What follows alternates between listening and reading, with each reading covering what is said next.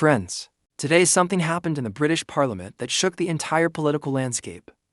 During what was supposed to be a routine Prime Minister's question session, things escalated quickly. And turned into a full-blown political... Leader of the Opposition, Keir Starmer.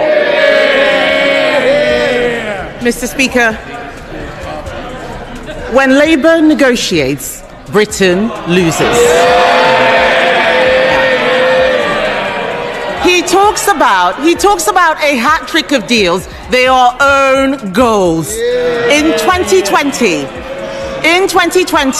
the Conservatives concluded the Trade and Cooperation Agreement, the largest and most comprehensive free trade agreement in the world. We agreed to come back in 5 years to improve terms. This renegotiation should have been an opportunity to improve terms for our country. The terms are improved for the EU. And the Prime Minister can dress it up as much as he wants, but he has failed. It is bad for bills, it is bad for jobs, and it is bad for borders. This is not a deal made for Britain. This is a deal made for Labour's PR to show them on the world stage. But it is a stitch-up for our country for their short-term headlines. Let's take the Prime Minister's abject failures one by one. First, on fishing. He has given away the prize most desired by EU member states and done so for almost nothing. Mr. Speaker, it is very easy to sign deals if you're prepared to give everything away for pennies. This deal locks out our fishermen until 2038. We are now in a worse position than the Faroe Islands, a set of islands with a population of Scarborough, but who get to have annual negotiations. And the Prime Minister quoted some organisations welcoming his deal. He doesn't listen to them normally, but he left one out deliberately: the National Federation of Fishermen's Organisations, who have described the deal as a surrender and a giveaway.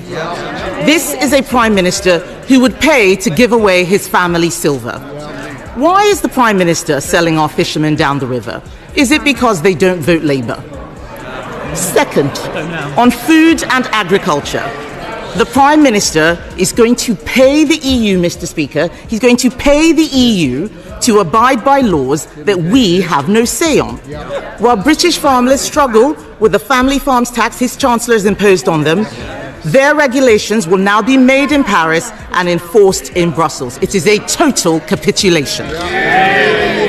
We're not in the EU. We are not at the table. So can the Prime Minister tell us how is he going to ensure accountability for the hundreds of regulations he has signed this country up to? Third, on energy, the Prime Minister has shackled us to the EU's emissions trading scheme. This means the government can no longer cut energy costs without the EU's permission. It will also unravel parts of the India FTA he's just negotiated. This isn't a technicality, it is a betrayal. The House should be in no doubt. This means higher bills, more pain, and less flexibility. Fourth, on his own manifesto promises, the Prime Minister said that we would not rejoin the single market. He promised no new payments, that he would protect British interests. That promise has lasted about as long as his commitment to protect pensioners' winter fuel allowance. He said whatever was needed to win power, Mr. Speaker, and now he'll say whatever is needed to keep it, even if it means selling out our sovereignty, our businesses, and the public. The truth is that most of what was announced yesterday was not a deal. There was no binding agreement on anything. Most of the items outlined are simply agreements to enter into further discussions we are already having. The Prime Minister is boasting that we will now avoid airport queues because we'll get access to EU e-gates. It sounds great, except it isn't true. Some airports already allow it. This deal does not guarantee it anywhere. Each country still has to agree. And that, Mr. Speaker, sums up this deal perfectly. It is a lot of spin to disguise the terrible substance.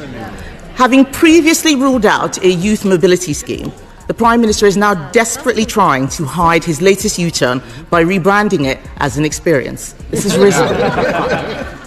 We have no details on any cap, No details on any time limit, which begs the question, why is the government talking about increasing migration before it has got a grip on the small boats or the legal migration system? I know the Prime Minister doesn't like answering questions, but people out there want to know, can we have some honesty as to what has been discussed? How many young European workers does the Prime Minister think would be acceptable? And will they be able to bring dependents? Even the defence commitments in this deal are hopelessly one-sided. We're making payments, but they are offering dialogue and consultation. This is a pitiful return for the country that leads NATO in Europe with troops on the ground in Estonia defending our allies. Can the Prime Minister tell us why there's not a single word in his statement about the money we will now be sending to Brussels? And can he set out how much those payments will cost taxpayers? Mr. Speaker, in government, details matter, and so does honesty. They're laughing, but this is a bad deal for the country. Look at them. This is how they laughed at the budget. They have no idea what it is they signed up to. He said he would stay out of the single market. He's going into the single market for agri-food, electricity and energy. He said he'd stay out of the customs union, but he is accepting EU tariff rules. How does he plan to stop the EU changing them to our disadvantage? He has no idea, neither do any of them. Because the British people know, Mr. Speaker, when they are being misled. They know that headlines fail.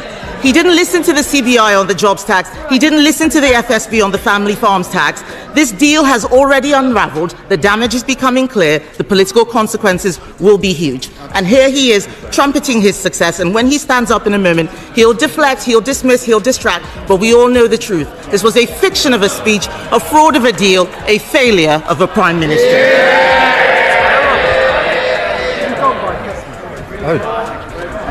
Oh dear. That was just such an unserious response. She says detailed matter in government. They matter in opposition as well. The SPS agreement cuts red tape and bureaucracy for all food and agriculture going into the EU. That's a massive boost for our supermarkets, for our farmers and others. Why is it that all the supermarkets have come out behind this? Because they know how important the SPS agreement is. It's completely in our favour. Huge amount of detail there. The best agreement. On defence and security. Defence and security. Greater operational coordination. And she's against it at a time like that. It opens the gate the EU Defence Procurement Fund of €150 billion. That was a condition of it. It saves, Mr. Speaker, she complains about emissions. I'll tell you how much. Businesses were going to pay £800 million a year in tariffs that they won't now pay. That's why they're coming out in support of it. That's how much. The detail matters. The detail matters. Energy, we're already connected, we're not using that energy connection. Electrical access to the market. On steel, getting rid of the tariffs that will support British steel, and she's against it yet again. E-gates, and she says they're already in existence. This clears the way for e-gates everywhere. That's the huge difference. And if any of them doubt that, they should travel through a border today and see the long queues. And law enforcement, better operational working with Europol, and she's against it. Information sharing on facial mapping, dealing with criminal records, and she's against it. Against everything. She's absolutely unserious.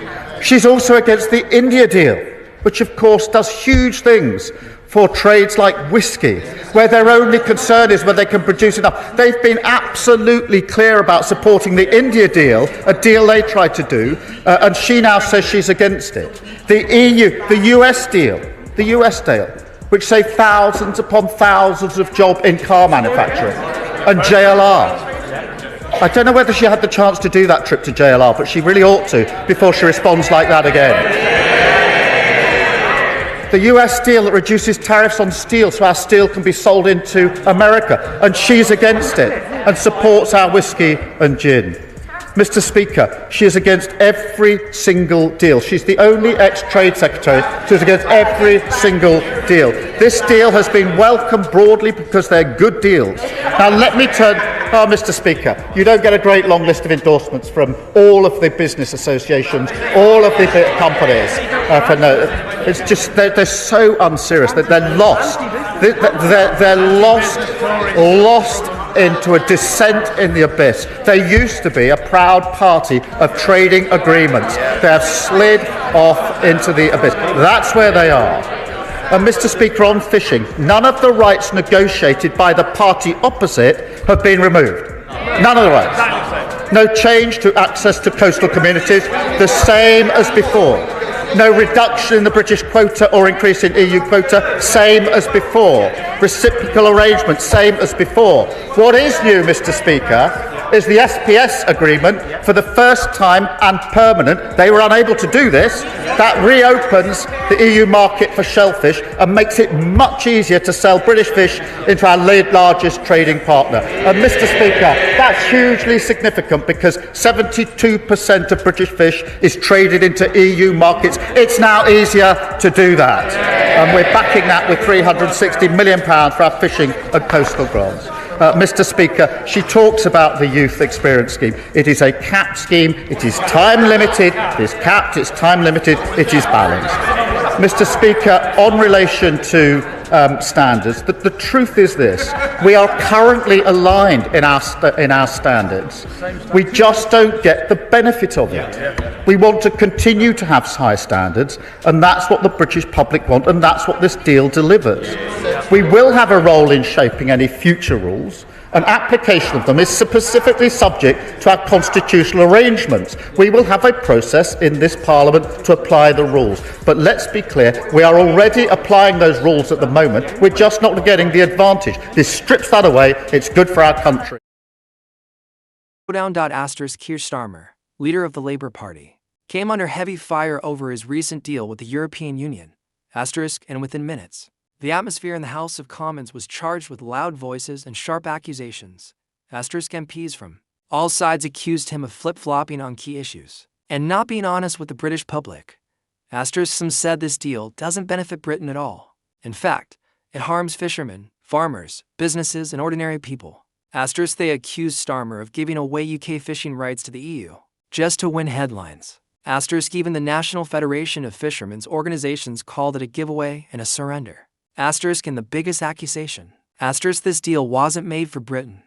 It was made for Labour's PR, just to look good on the global stage. In response, the Prime Minister stood firm. He claimed this agreement benefits food producers, steel industries, energy markets, and national security. He said, this SPS agreement cuts red tape. It gives us access to EU gates. It supports British steel. It enhances our cooperation with Europol and law enforcement agencies. But the real question remains, if this deal is so beneficial, why does the opposition call it a fraud? Keir Starmer argued that the Prime Minister had broken his promises. He claimed Britain would stay out of the single market, wouldn't pay into EU funds, and would protect national sovereignty. According to Starmer, none of that has happened. The political war didn't stop there. The Prime Minister fired back, accusing Labour of opposing every trade deal, whether with India, the EU, or the United States. And in the end, from fishing to food, energy to immigration. The clash continued with fierce words on every front. But here's the real question. Can the Labour Party withstand this pressure? Or are we witnessing the early cracks within the party? This debate is far from over. In fact, it may just be the beginning. So friends, if you want clear, honest breakdowns of British politics as they unfold, like this one, don't forget to like the video and subscribe to British Insight. And tell us in the comments, do you believe this deal helps Britain or hurts it? Because right now, your voice matters more than ever.